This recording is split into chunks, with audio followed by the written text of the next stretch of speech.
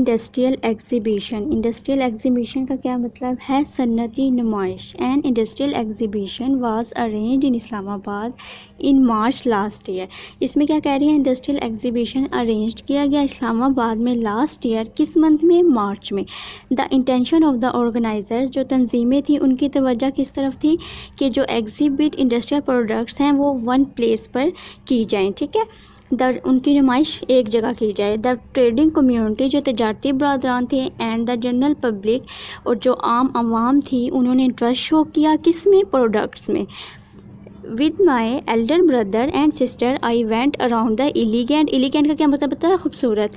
And brightly lit stall.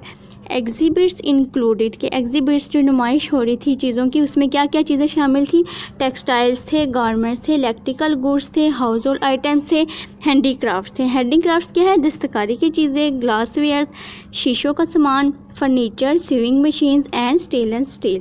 Pakistan Railways and वापडा had put up informatory stall, कि जो Pakistan railway हैं और जो वापडा हैं उन्होंने मालूमाती स्टॉल लगवाए हुए थे।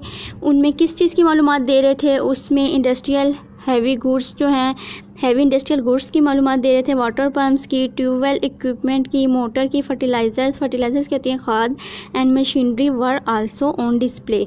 और जो प्राइसेस थी कंज्यूमर गुड की वो रीज़नेबल थी, यानी कि बहुत ज़्यादा नहीं थी।